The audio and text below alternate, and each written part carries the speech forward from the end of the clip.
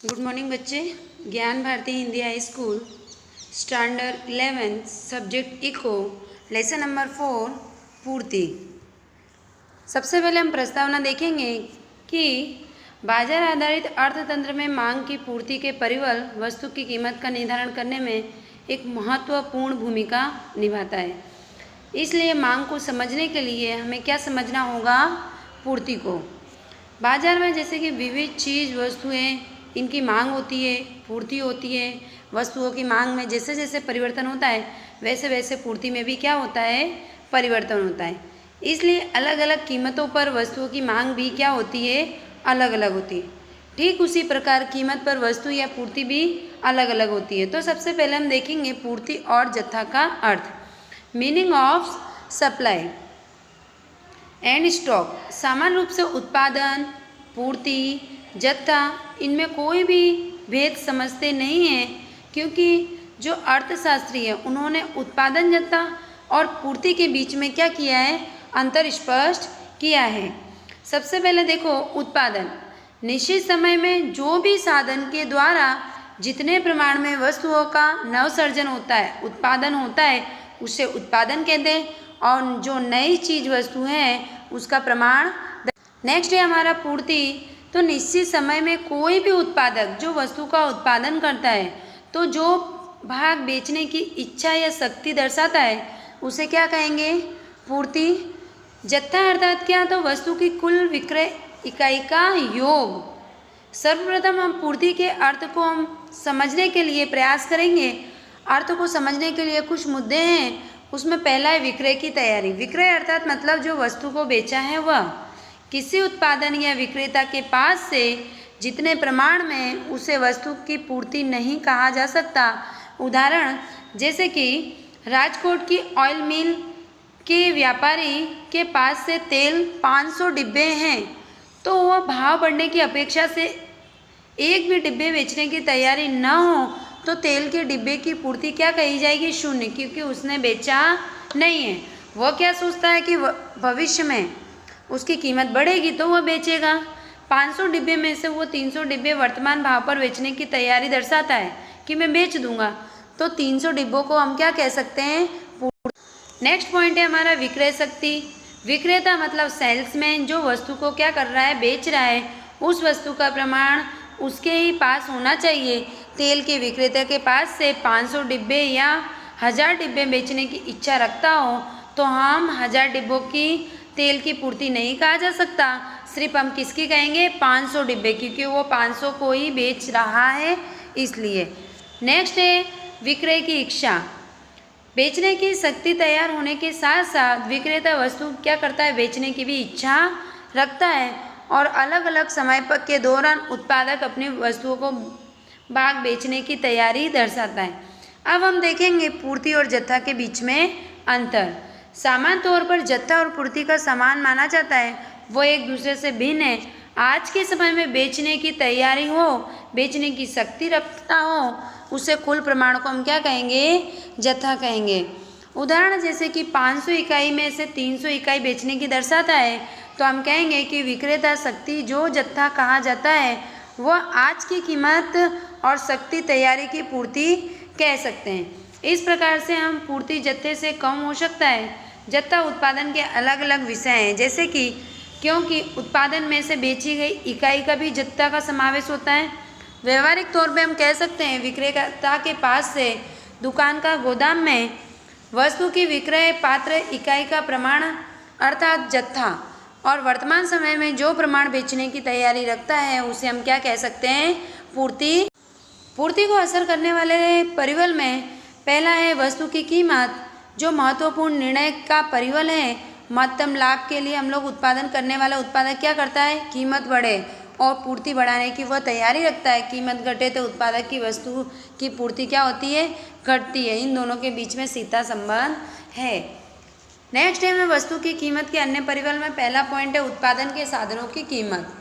देखो उत्पादन खर्च में होने वाले परिवर्तन में पूर्ति को असर करता है, जैसे कि जमीन मालिक को चुकाया जाने वाला किराया। ठीक है, जैसे हमने कोई व्यवसाय धंधा शुरू किया तो हमने रेंट पे लिया तो उसके हमें क्या करना पड़ेगा? फीस चुकानी पड़ेगी। और इस तरह से श्रमिक को चुकाए जाने वाले वेतन में परिवहनों के कारण उत्पादन खर्च घटे तो वस्तु की पूर्ति बढ़ेगी। और उम्मीदवार विक्रेताओं ने अधिक पूर्ति बाजार में रखने को प्रोत्साहन किया तो जिससे बाजार में पूर्ति बढ़ती है, तो विपरीत खर्च घटे तो वस्तु की पूर्ति भी घटती है। और नेक्स्ट पॉइंट है हमारा टेक्नोलॉजी का स्तर। टेक्नोलॉजी का विकास होने के साथ साथ समय शक्ति की भी बचत हुई है। लोग गुणवत्ता वाली चीज़ वस्तुओं का क्या करते हैं, खर्च पर अधिक उत्पादन संभव होता है। टेक्नोलॉजी की पूर्ति में वस्तु को असर करती है, जैसे कि आधुनिक टेक्नोलॉजी में चीज़ वस्तुओं की पूर्ति अधिक देखने को मिलती है। आज के समय में हम लोग टेक्नोलॉजी वाली नई वस्तु को तरफ हम ज़्यादा आकर्षित होते हैं और वो वस्तु की ज़्यादा हम क्या करते हैं, मांग।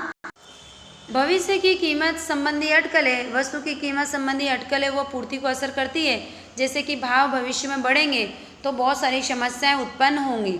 इसके विरुद्ध उत्पादक की ऐसी अटकलें जो भविष्य के लिए भाव घटने वाली हो तो भी उत्पादक के लिए क्या होगा, ऊंची कीमत में लाभ लेने के लिए उत्पादक उन वस्तुओं को बाजार में क्या कर देंगे, पूर्ति को बढ़ा देंगे, ज़्यादा से ज़्यादा मार्केट में वो वस्तु को रखेंगे। अन्य परिवहन वस्तु का उत्पादन करने वाली जो पीढ़ी है, संख्या है, वो वस्तु की पूर्ति क्या करती है, बढ़ाती है। जैसे कि पीढ़ियों की संख्या में कमी होने से वस्तु की पूर्ति भी क्या होती है, घटती है। जैसे कि राज्य की स्थिरता, कानून की व्यवस्था सुदृढ़ हो, राज्य की स्थिरता में असंतुलन आ जाता है तो भी उत्पादन घटता है। औद्योगिक क्रांति में प्रवर्तमान में मालिक श्रमिकों के बीच में जो संबंध खराब हो जाए तब भी होता है। और इस तरह से वाहन व्यवहार का विकास होने से पूर्ति बढ़ती है, क्योंकि हम एक जगह से दूसरी जगह तुरंत ही हम लोग क्या करते हैं, वस्तु का आयात निर्यात कर सकते हैं। नेक्स्ट है व्यक्तिगत पूर्ति और बाजार पूर्ति। व्यक्तिगत पूर्ति मतलब कोई एक व्यक्ति, अर्थशास्त्र में हमारा इकोनॉमिक के जो सिद्धांत हैं उसमें बाजार पूर्ति को ध्यान में लिया जाता है। बाजार में जो भी आने वाली पूर्ति अलग अलग प्रविलों से प्रभावित होती है। जैसे कि हमने देखा व्यक्तिगत पूर्ति अर्थात उत्पादक पीढ़ी का कोई भी चीज़ वस्तु अलग अलग कीमत पर क्या करे, बाजार में बेचने की तैयारी दर्शाता है। तो हम कह सकते हैं कि प्रमाण में बाजार बेचने की तैयारी जो कुल पूर्ति या बाजार पूर्ति हम उसको कह सकते। देखो ये कोष्ठक में वस्तु की कीमत प्रति है और वस्तु की अलग अलग कीमत पर पीढ़ियों की व्यक्तिगत पूर्ति है और वस्तु की बाजार पूर्ति किलोग्राम में। जब वस्तु की किलोग्राम कीमत 10 थी तो कितने लोग ने पूर्ति की 80 और कीमत में कितनी हो गई 60, तो टोटल हम करेंगे तो कितना हो जाएगा 140। 80 और 60 मिलाएंगे 140 हो जाएगा। फिर वस्तु की कीमत कितनी किलोग्राम 20 है तो कितना हो गया है 280। जब वस्तु की कीमत कितनी है तो 30 है तो कितना है 420। जब 40 है तो 560, 50 है तो कितना हुआ 700। मतलब 400 और 300 को हमने प्लस किया तो 700 हुआ। इसमें हमने ये समझा आकृति पर से कि ए बी अलग अलग कीमत पर वस्तु की पूर्ति दर्शाते हैं और इस तरह से अलग अलग आकृतियों द्वारा हम इसको समझ सकते हैं। देखो पूर्ति रेखा का ढाल के साथ धनात्मक है, अलग अलग पीढ़ियों पर बाजार की पूर्ति की गई है और ओ और वाई अक्ष पर हमने कीमत रखा है, ओ एक्स पर हमने क्या रखा है पूर्ति किलोग्राम में। वस्तु की कीमत जब कितनी थी 10 थी तो 100, तो पूर्ति कितनी हुई 100। वस्तु की कीमत 20 हो गई तो 200। वस्तु की कीमत जब 30 हो गई तो 300। वस्तु की कीमत 50 तो कितनी है, वस्तु की कीमत जब 50 है तो 400। और इस तरह से हमने देखा। तो दूसरा देखो पीढ़ी बी में तो कीमत हमने ओ एक्स पर रखी है, ओ जो पूर्ति किलोग्राम है वो हमने ओ एक्स पर, कीमत ओ वाई पर रखी है। तो देखो जब वस्तु की कीमत कितनी थी 50 थी या 10 थी तो कितने लोगों ने खरीदने की पूर्ति की 50। वस्तु की कीमत 20 हो गई तो 100 लोगों ने। वस्तु की कीमत 30 हो गई तो कितने ने, तो 180 ने। इस तरह से हमने देखा कि जब वस्तु की कीमत कितनी हो गई है 50 हो गई तो 300 पूर्ति हमने की है। अब नेक्स्ट देखो बाजार पूर्ति रेखा में जब कीमत में हमने क्या लिखा ओ वाई कीमत रखी है, ओ एक्स हमने क्या रखा है व्यक्तिगत बाजार की पूर्ति आकृति द्वारा हमने समझाई है। वस्तु की कीमत जब 10 थी तो कितना किया है हमने, तो कोष्ठक में हमने देखा था कि वस्तु की कीमत जब 10 थी तो कितने लोगों ने करा है तो 140। वस्तु की कीमत ये हमने टोटल किया है। जब वस्तु की कीमत 20 हो गई है तो कितना हुआ है 280।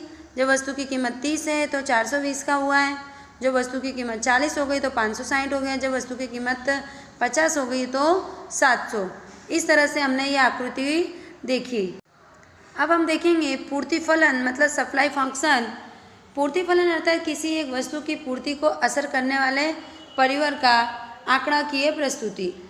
तो इसमें देखो एस एक्स बराबर पी कोष्टक में P X T P F P E U कोष्टक बंद। यहाँ पर देखो एस एक्स क्या है वस्तु की पूर्ति, एफ क्या है फलनात्मक संज्ञा, पी एक्स क्या है एक्स की कीमत, टी क्या है टेक्नोलॉजी का स्तर, पी एफ क्या है उत्पादन के साधनों की कीमत और पी ई क्या है भविष्य की कीमत में जो भी परेशानी आई वह, और यू क्या है अन्य परिवहन।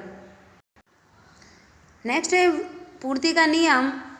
तो मांग की तरह पूर्ति का भी निश्चित कीमत और संक्षेप का साथ संबंध है। कीमत में बढ़ोतरी करने से पूर्ति में विस्तार होता है और वस्तु की कीमत में कमी होती है तो पूर्ति में क्या होता है कमी होता है, मतलब कि संकुचन होता है। ये विविध अर्थशास्त्र में पूर्ति के नियम के अनुसार हमने देखा है।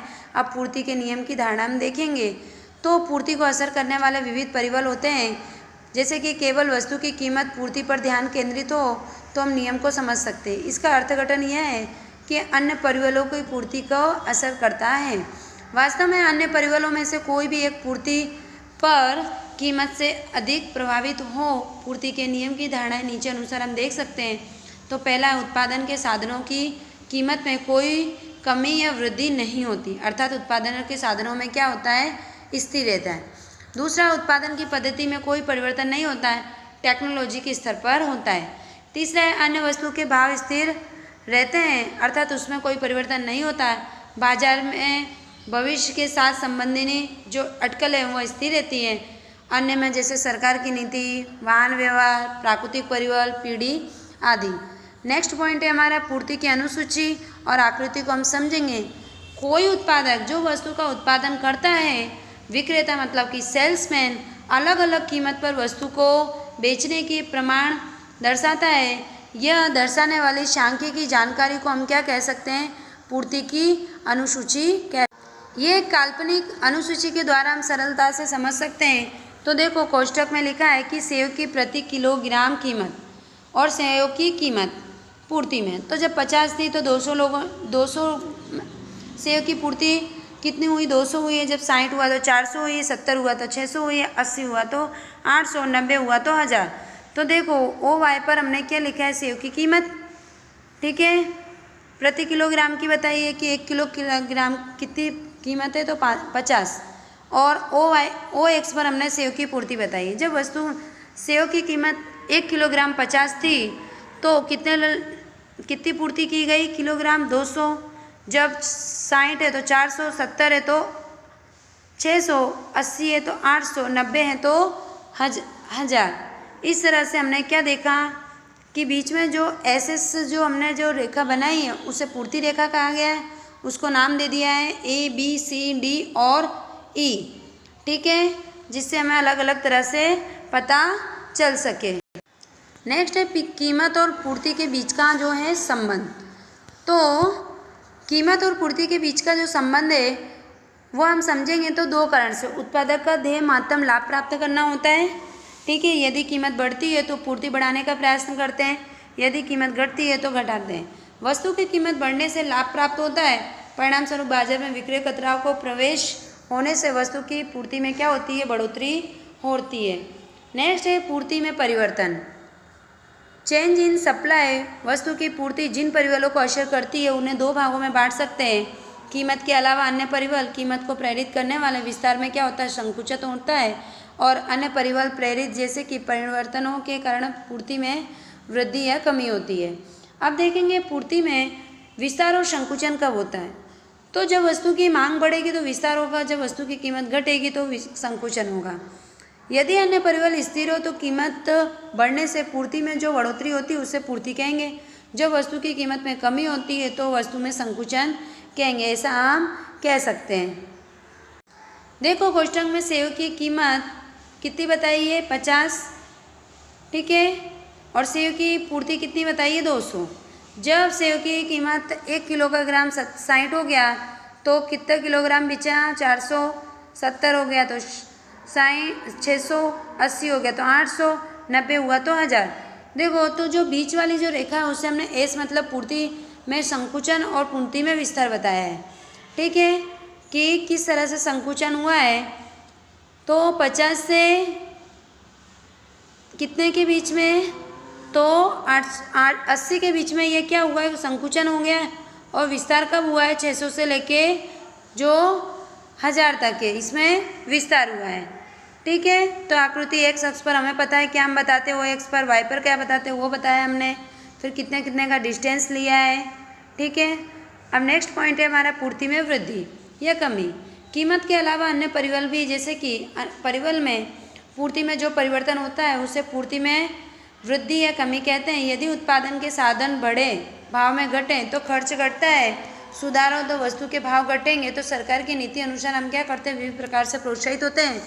वस्तु की कीमत में कोई परिवर्तन ना हो तो भी बढ़ोतरी देखने को मिलती है, जैसे कि दाहिनी खिसकती है जिसे हम पूर्ति वृद्धि कहते हैं। इसके विपरीत दिशा में हम कहें तो साधनों की कीमत बढ़े तो खर्च में भी बढ़ोतरी होती है। यदि परिवर्तन न हो तो बावजूद में भी कमी देखने को मिलती है। देखो ये परिस्थिति में मूल पूर्ति रेखा अपने स्थान में बाईं ओर से खिसकती है, जिसे हम क्या कह सकते हैं, पूर्ति में कमी। देखो सेव की कीमत किलोग्राम में, जब वस्तु की कीमत मतलब सेव की कीमत कितनी थी, 20, तो मतलब देखो नीचे तक 20 ही मतलब फिक्स है। तो सेव की पूर्ति क्या है, जब कीमत फिक्स होगी तो क्या होगा, बढ़ेगा भी और घटेगा भी, ऐसा हो सकता है। तो पहले बताया कि जो बीच वाली जो हमने बताया कि सेव की कीमत हमने किस पर लिखी है, ओ वाई पर, और पूर्ति कहाँ लिखा है, ओ एक्स पर। तो जो भाव हमारा समान है तो हमने 20 रेखा में, देखो ये 20 पे हमने जो लिटी करी है उससे पूर्ति में कमी। तो इस रेखा में हमने बताया कि जब 20 था तो 200 हुआ। ठीक है, 20 था तो 100 था, 20 हुआ तो 300 हुआ, 20 हुआ तो 400, 20 हुआ तो 500। मतलब इसमें कोई भी कमी या बढ़ोतरी नहीं है, इसमें फिक्स है। ठीक है, तो हमने देखा कि जो 20 पर हमने बीच वाला है जो 300 वहाँ पर ए रखा, और फिर बी और सी। पूर्ति में कमी तो 2 बताया है, पूर्ति में वृद्धि तो कितना बताया है, 1 बताया है। इस तरह देखो आकृति में एक्स पर हमने क्या बताया है, तो पूर्ति बताई है। वाई पर हमने रुपए दर्शाया है। 20 है तो S1 पूर्ति रेखा ए बिंदु पर दर्शाया है। 300 ग्राम है तो 20 स्थिर है, इसलिए 400 के किलोग्राम हो जाता है। तो S3 मतलब सी बिंदु तक पहुंचता है। ए सी बिंदु पर हमने देखा है कि गति दर्शाई है, और जब 300 किलोग्राम से घटकर 200 किलोग्राम हुआ है तो S2 मतलब बी बिंदु पर हमने दर्शाया है। नेक्स्ट पॉइंट हमारा पूर्ति के नियम में अपवाद। अब हम देखेंगे कि नियम की तरह पूर्ति में भी कितने अपवाद है जो वास्तव में पूर्ति के नियम के अपवाद के रूप में हम जान सकते हैं। इसमें विविध अर्थशास्त्रियों ने कुछ मतभेद भी बताए हैं कि पूर्ति के नियम के अनुसार कीमत और पूर्ति के साथ में जो संबंध है वो व्यस्त देखने को मिलता है। कीमत घटेगी तो पूर्ति बढ़ेगी, कीमत बढ़ेगी तो पूर्ति घटेगी। दुर्लभ वस्तुओं के बारे में नेक्स्ट हमारा है दुर्लभ वस्तु। कई वस्तुएं परिवर्तन किया जाए फिर भी उसमें कोई परिवर्तन नहीं होता, उसे दुर्लभ वस्तु कहते हैं। जैसे कि प्राचीन काल के सिक्के, कलाकृति, प्राचीन पुस्तक की मूल हस्तक, प्राचीन मूर्तियाँ। कीमत बढ़ने के बावजूद भी इन वस्तुओं में पूर्ति या बढ़ोतरी नहीं हो सकती। इन वस्तुओं को हम कौन सी वस्तु कह सकते हैं, तो दुर्लभ।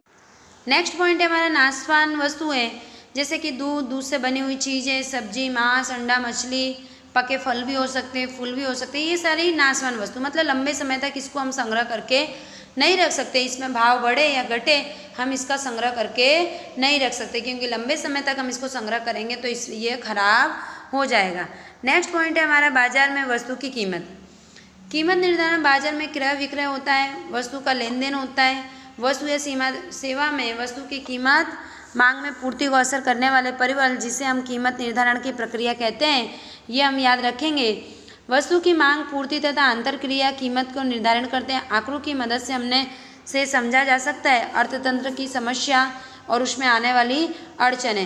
विविध प्रकार के वैकल्पिक उपयोगिता होने वाले पसंदगी करनी पड़ती है। इन साधनों का बंटवारा कैसे करना है, ये समस्याओं को हम प्रवर्तमान कीमतों के द्वारा होता।